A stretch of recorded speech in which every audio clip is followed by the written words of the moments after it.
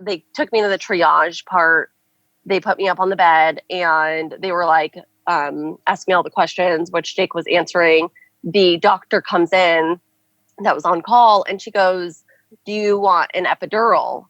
And I was like, no, I really want to go natural. And she was like, well, they checked you and you're 5 centimeters. And she's like, you're halfway there, but are you sure you don't want an epidural? And I was like, no. And she kind of like laughs and she's like, okay. And then she comes back like 5 minutes later while I was in a contraction. And she's like, are you sure you don't want an epidural? And I was like, yes, order one right now. And I like totally broke down. And they put in the order for it. And then they took me to the room where the delivery room. And meanwhile, they checked me again. They checked my cervix again. And I went from 5 centimeters to 9 centimeters in the amount of time that I was in the triage, because in the triage, they checked me, I was 5. And then by the time that they put me in the room, I was at 9 centimeters. Oh my goodness. And the doctor was like, fast. Oh my gosh. She was like, okay, looks like you got your wish of a natural labor, because your epidural isn't going to be able to if we give you an epidural, it's not going to kick in until after you have the baby. So there's no point of it. And so I was like, okay, you know what? Whatever. And so I'm just like sitting there. The only position that I wanted to be in was like with my knees bent. I was gripping my husband's hand with one hand, and then I had my hand like pushed up against my knee with my other hand. And I wanted a completely silent room, which is funny because I made a birthing playlist and I bought a JBL speaker to bring into the delivery room. So like I was all prepared. I wanted complete silence. I didn't want like anybody to talk. My husband kept on making jokes and I was just like, please shut up. Like, please shut up.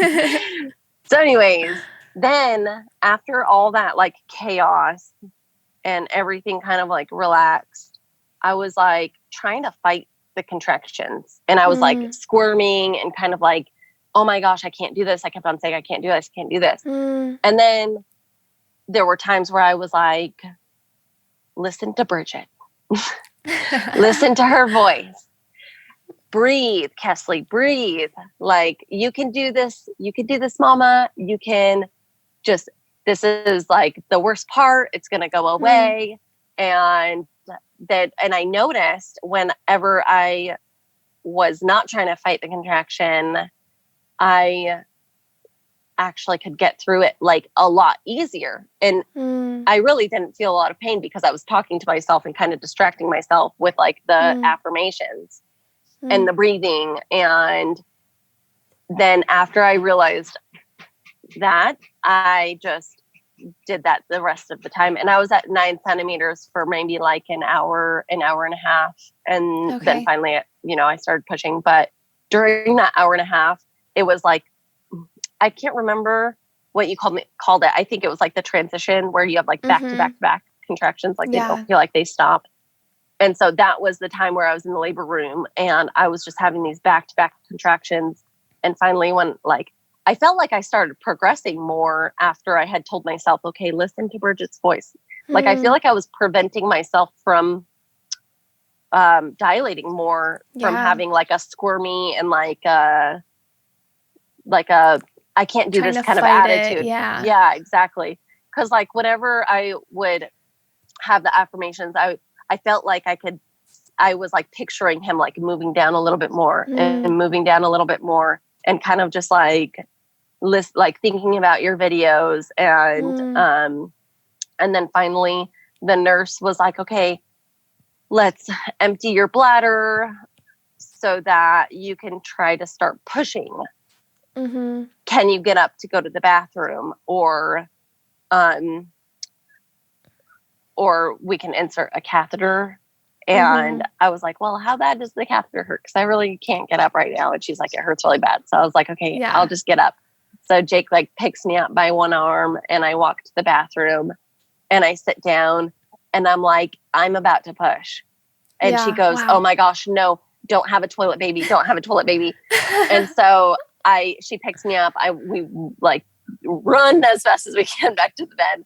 I get back on the bed and And I was like, I need to start pushing. So she was like, okay, do whatever your body tells you to do. And so I just start pushing. And I think I was pushing for like 30 minutes. And then she called the doctor and she's like, she's ready to go. And then I kept on, like, with every contractions, I was telling her when I wanted to push. She wasn't telling me. And awesome. I was like, I need to push. And finally it got to the point where, like, the doctor wasn't in the room yet. But she said, you need to stop pushing if you can, because you're about to have this baby and I'm fully capable of delivering him for you. But I would really rather if the doctor came in. Yeah. And so I was like, okay, I tried to stop pushing. And then the doctor came in. The doctor literally, I think by the time that she came in and by the time that she left, I think maybe 5-10 minutes had gone by. Like, she was in and out. Like, we had the baby, and then I don't even, like, feel like I pushed to have the placenta come out. But, like, it came out, she checked me and she was like, all right, you're good to go.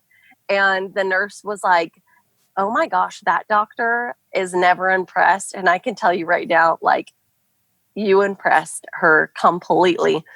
She was like, so while I was pushing, again, like, it was really cool because I was like, I can feel my body. I can feel when I need to push. And I was telling the doctor, like, when to push. And then I was like, oh my gosh, it's burning. And they were like, it's the ring of fire. And then I remembered your video and I was like, oh my gosh, it's so cool. His head's about to pop out. And then his head came out and then he just came out. And oh my gosh, it was like the most magical experience I have ever experienced in my life. I can't stop thinking about it. I felt so empowered. I was like, oh my gosh, I just did that. Mama, if you love this snippet from the Built to Birth podcast, you can hear the full story and other positive and empowering birth stories just like this one by clicking the boxes on the screen. You can also check out builttobirth.com for resources on how to have a happier, healthier, and easier birth.